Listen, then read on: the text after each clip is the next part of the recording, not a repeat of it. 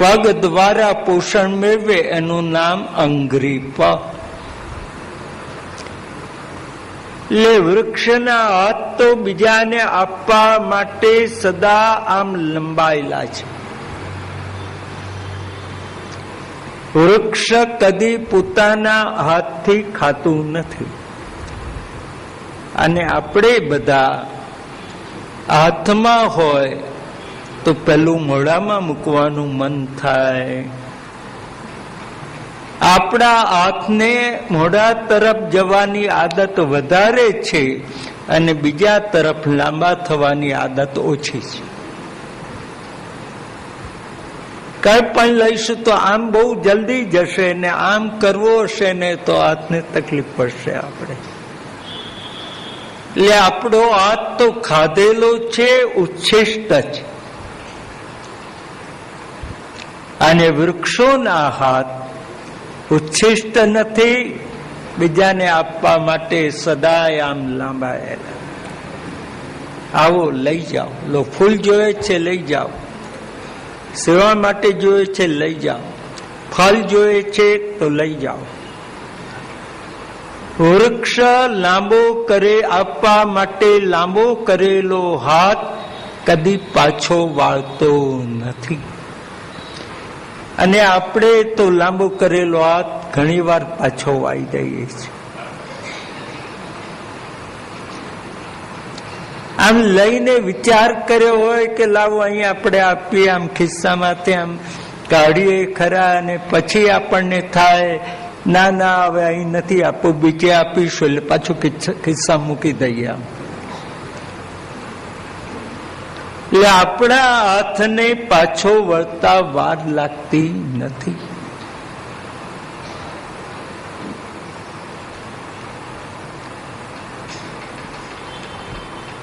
જેમ જેમ જીવનમાં સમૃદ્ધિ વધે એમ નમ્રતા આવી જોઈએ.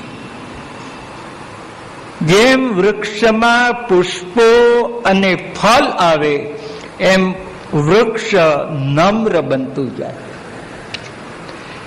અને માનવની પાસે સમૃદ્ધિ આવતી જાય તેમ આમ, કારણ કે માણસ તાડના ઝાડ જેવો ને એટલે આમ અડગ ને અડગ રહે. આમાંના ઝાડ જેવો હોય તો એની ડાળીઓ નમે, પણ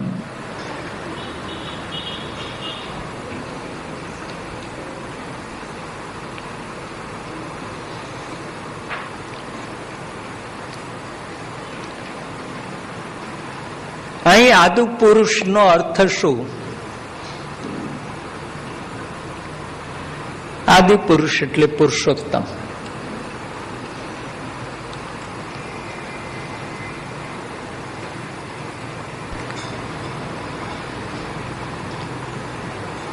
હવે આદિ પુરુષના ચરિત્ર કોણ ગાય?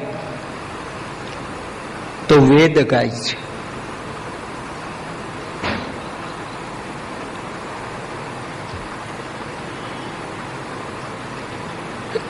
આદિ પુરુષનો મહિમા ગાય છે.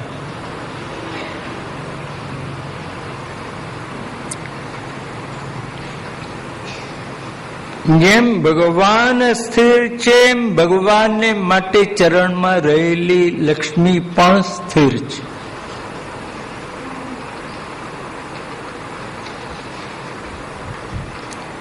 ભગવાન સિવાય બીજાની પાસે લક્ષ્મી છે ને એ અસ્થિર છે. ભગવાનના ચરણમાં રહેલી લક્ષ્મી સ્થિર છે. સ્થિર લક્ષ્મી જોઈતી હોય તો ભગવાનના ચરણનો આશ્રય કરીએ તો જ સિદ્ધ થાય, નહીં તો થતી નથી.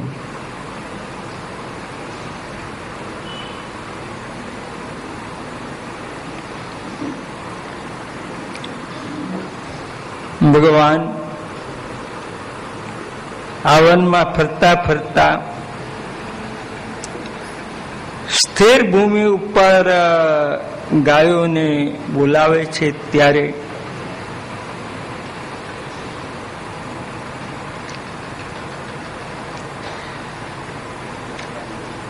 વેણુનાદ દ્વારા પ્રભુ ગાયોમાં પ્રવેશ કરે છે.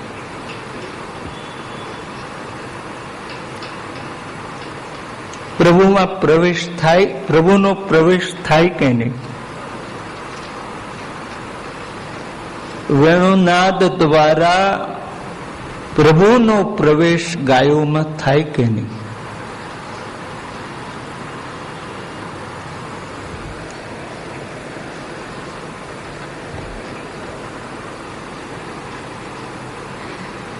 આપણે આપણા દીકરાની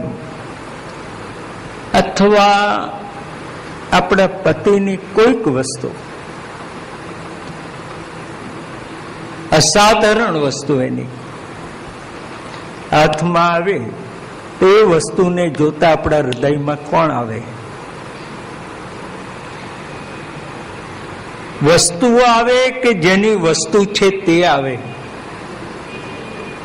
દીકરાની વસ્તુ હોય તો દીકરો આવે, ને પતિની વસ્તુ હોય તો પતિ આવે. તો પ્રભુના વેણુનાદ દ્વારા પ્રભુ હૃદયમાં આવે, એમાં નવાઈ શું?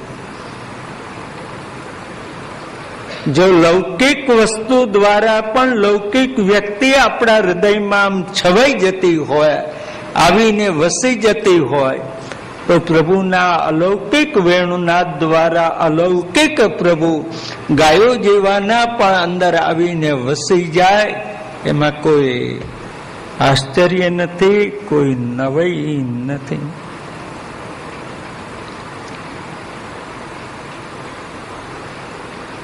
આને પ્રભુ હૃદયમાં આવી જાય પછી એ આનંદ કેવો નિસ્સીમ હોય, એ આનંદ કેવો અપાર હોય.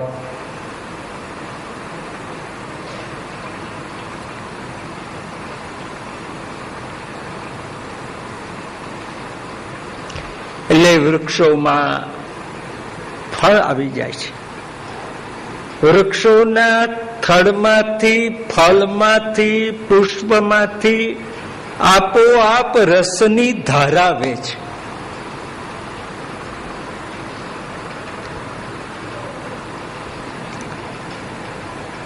રસમય બને છે અને રસ એમાંથી આમ સ્રવે છે.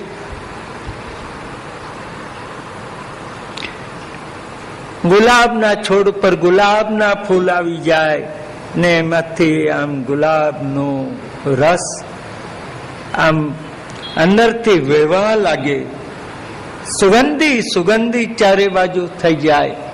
કદમના વૃક્ષ હોય તો એના પર કદમના ફૂલ આવી જાય, એમાંથી કદમનો રસ આમ વરસવા લાગે. આખી એની અત્તર કાઢવાની કોઈ પ્રણાલિકાની જરૂર નહીં. ભગવાનનો વેણુનાદ આ કામ કરે છે. જેમ આપણા હૃદયમાં આપણું કોઈક સ્વજન આવી જાય અને એના પ્રત્યે આપણા હૃદયના સ્નેહના પ્રવાહ જેમ વહેતા થઈ જાય, એમ પ્રભુ વેણુનાદ દ્વારા આ પ્રવેશ કરે ત્યારે એનામાંથી આપોઆપ રસ આમ વહી રહ્યો છે. પછી લતાઓ હોય, એ વૃક્ષો હોય કે ગાયો હોય,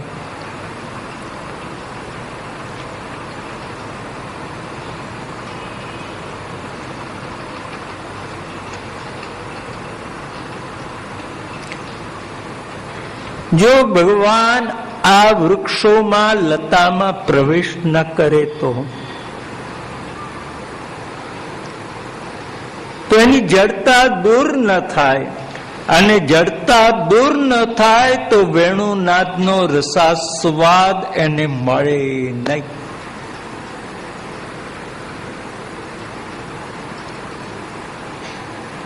કોઈ જડ માણસ હોય એને કલાના રસનો આનંદ આવે ખરો?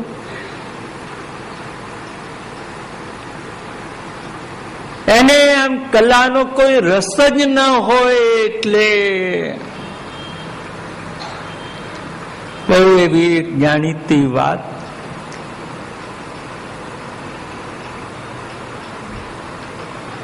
એક જણે બહુ સરસ આમ તબલા વગાડ્યા, આખું સભા મંડપ આમ